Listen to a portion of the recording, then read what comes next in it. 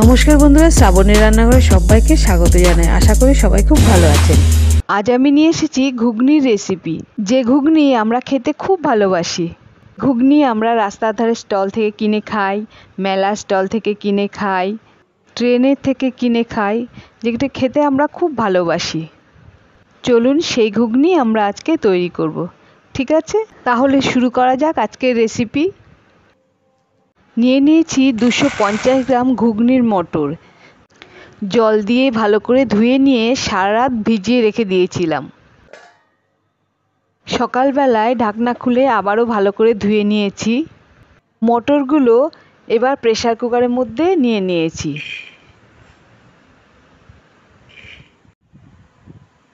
তার মধ্যে স্বাদ মতো লবণ দিয়েছি, হাফ চা চামচ হলুদ দিয়ে দিয়েছি। এবার 4 কাপ জল দিয়েছি। আমি বড় কাপের 2 কাপ দিয়েছি। এই বড় কাপের 1 কাপ সমান ছোট 2 কাপ। এবার প্রেসার কুকার ঢাকনা দিয়ে ঢেকে গ্যাসে বসিয়ে দিয়েছি।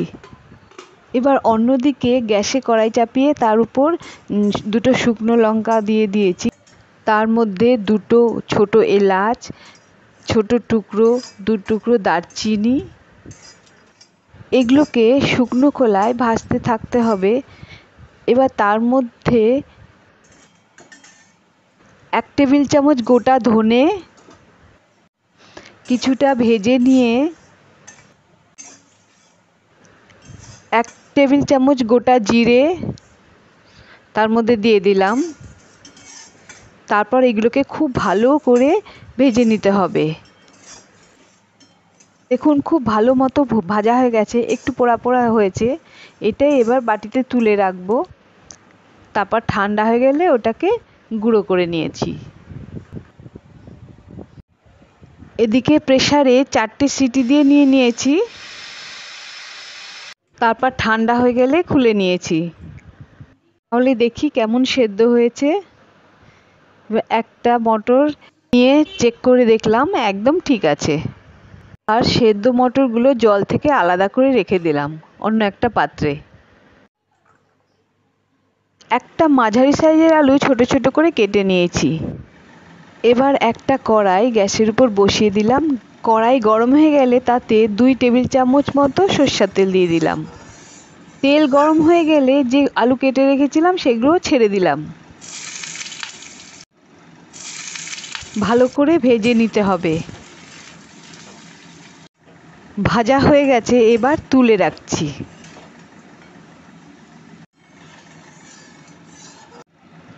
এবার ওই তেলের মধ্যে 2 টেবিল চামচ পেঁয়াজ কুচি নিয়ে নিলাম। ভালো করে কষিয়ে নিতে হবে। পেঁয়াজগুলো যখন একটু ভাজা ভাজা হয়ে গেছে তখন তার মধ্যে একটা ছোট সাইজের টমেটো কুচিয়ে দিয়ে দিয়েছি। ভালো করে ধৈর্য ধরে কষাতে হবে, না ভালো করে না কষালে স্বাদ ভালো হবে না। সাথে কষাতে টমেটো আর পেঁয়াজের রঙটা মিশে গেছে।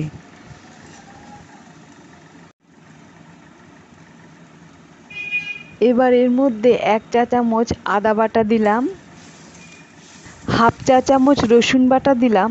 এতে রসুনটা একটু কম হবে। হাফ চা চামচ জিরে গুঁড়ো দিলাম,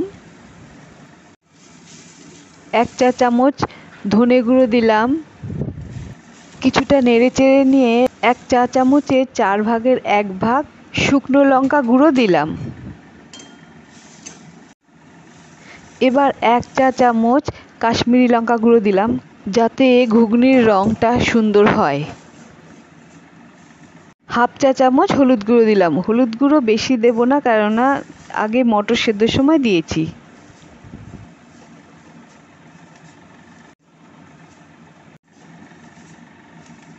একটু লঙ্কা বাটা দিলাম। লঙ্কা গুঁড়ো দিয়েছি তাই লঙ্কা বাটাটা একটু কমই দেব। সামান্য একটু লবণ দিলাম। লবণও তাই সেদ্ধর সময় দিয়েছি, তাই একটু কম করেই দেব। হাফ চা চামচ চিনি দিলাম। চিনি অল্প একটু দিলে স্বাদটা খুব ভালো হয়।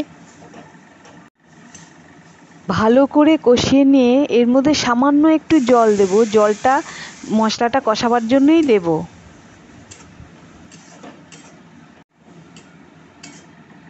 এবার ভাজা আলুগুলো দিয়ে দিলাম।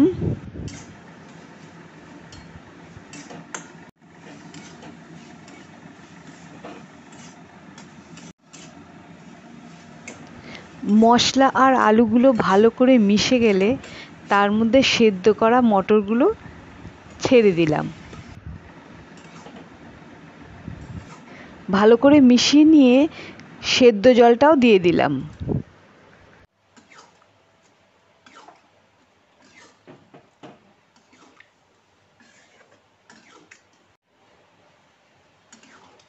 এর মধ্যে গ্রেভির জন্য আরও জলের প্রয়োজন, তাই আরও জল মিশিয়ে দিলাম।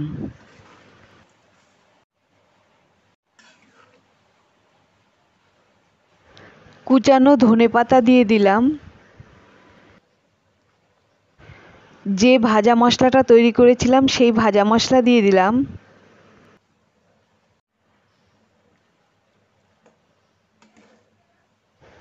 এবার খুব ভালো করে ফুটিয়ে নিতে হবে। খুব ভালো করে ফুটে উঠলে একটা বলে নামিয়ে নিলাম। ঘুগনি সার্ভ করার জন্য একদমই তৈরি। এবার একটা প্লেটের মধ্যে কিছুটা ঘুগনি নিলাম, আর উপর লেবুর রস দিলাম। লেবুর জায়গায় কেউ তেঁতুল জলও দিতে পারেন। ভাজা মশলা দিয়ে দিলাম, কুচানো পেঁয়াজ দিয়ে দিলাম, ধনেপাতা দিয়ে দিলাম, তার উপর কিছুটা ঝুরি ভাজা দিয়ে দিলাম। ব্যাস রেডি। আর নয়তো নিজেদের মতো সাজিয়ে নিতে পারেন। তাহলে বন্ধুরা, এরপর আবার একটা নতুন রেসিপি নিয়ে চলে আসবো। ধন্যবাদ, ভালো থাকবেন।